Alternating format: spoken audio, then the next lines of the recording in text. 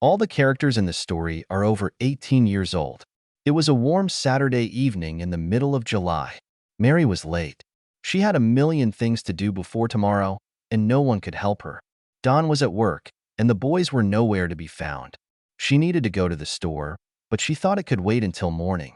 She began to realize that either it was going to happen tonight, or it wasn't going to happen at all.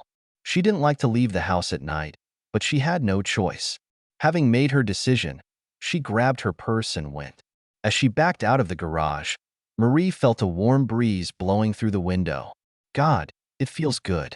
As she drove to the store, listening to music with the window down, she began to relax a little. By the time she got to the store, she was in a good mood. Why not? It was a pleasant summer evening, and the store was almost empty. She took the cart and headed for the wine department. She needed wine and beer for tomorrow, and she could even have a glass tonight. She took 2 bottles of her favorite wine and then went to the refrigerator with beer. When she opened the door to get a beer, the cool air hit her in the face. When she quickly closed the door, she caught a glimpse of her reflection in the glass. She was a little startled by what she saw. In her haste, she forgot to change her clothes.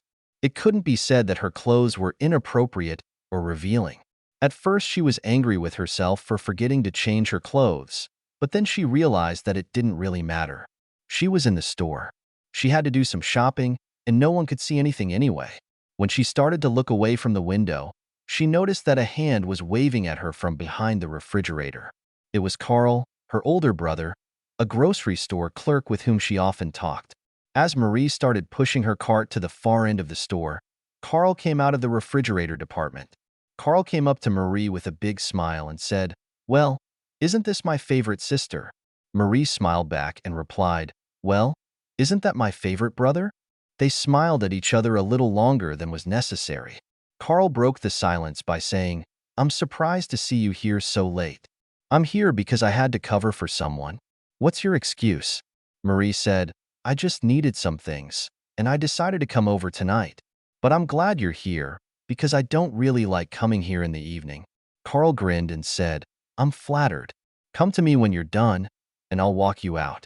Marie felt relieved as she left. Carl was always so easy to talk to, not to mention that he was cute. She noticed that he was watching her closely during the conversation. She had noticed before that he did it unnoticeably, but it never bothered her. And tonight it really flattered her. If he was so interested that he noticed her, then he must have liked her. Now she realized that it was kind of funny, just like he said. Walking through the store, she saw only a few people. She began to pay more attention to the men around her. She saw an elderly man with his wife and smiled at him. She noticed 2 very young men walking down the aisle towards her. Instead of looking away, she looked straight at them. They smiled back sheepishly and greeted each other as they passed by. She enjoyed everyone's attention. Marie was walking down the last aisle when she saw a man of about her own age and strong build walking down the same aisle. She paused for a moment to admire his physique and found what she was looking for. She saw that it was on a shelf high above her. When she reached for it, she had the feeling that she was being watched. Out of the corner of her eye, she noticed that the muscular guy had moved a little closer to her and was looking in her direction.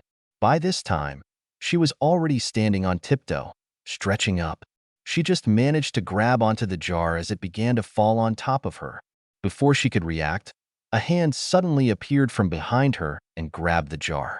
She turned around and saw a handsome guy standing behind her, just a few centimeters away from her. "Thank you," she said. He replied, "I was just waiting for the same thing to be brought to me when I saw that your jar started to fall. I didn't want to see how it would affect a pretty face." Marie smiled and blushed slightly. Now it was his turn to blush slightly.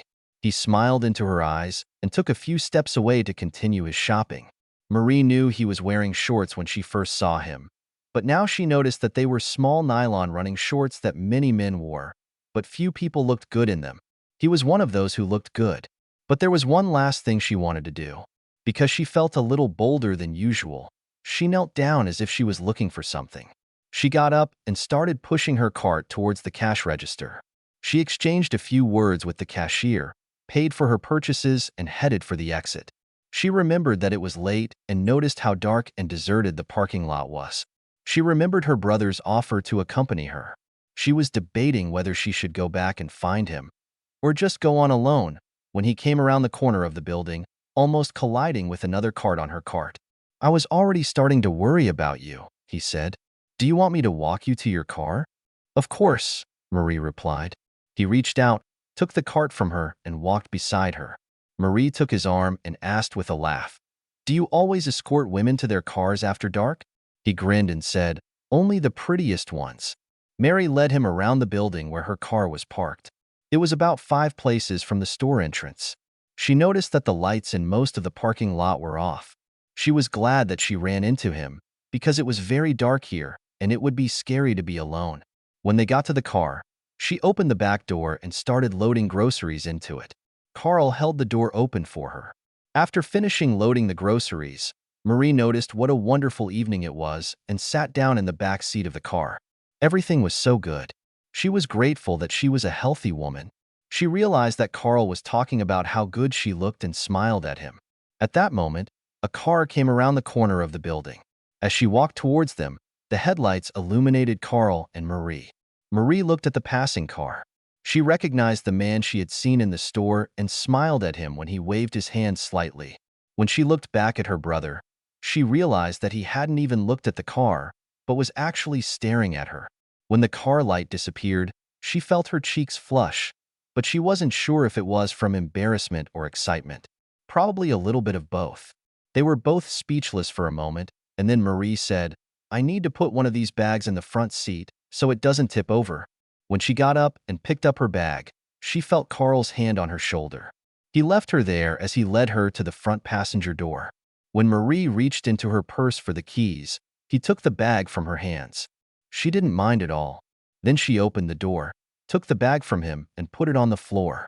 She put one foot on the floor and reached deep into the cabin to put her purse behind the seat. It took only a few minutes, and they made love. Carl leaned over and said, "You have no idea how much I've dreamed of making love to you. But it was even better than anything I had ever imagined." Marie agreed, but couldn't think of anything to say.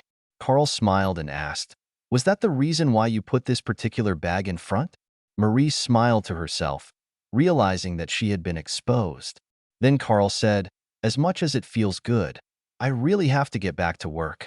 Marie replied, "It's a pity. There is a sample here that I was really hoping to try." Carl said with a smile, "It's great if you understand that the grocery store staff can try any samples before the customers do." She realized that it was time for her to go home too. Marie got into the car and drove away. On the way home, she thought that this had never happened to her before. With a smile on her lips, she realized that she would never be so reluctant to go shopping in the evening again. End.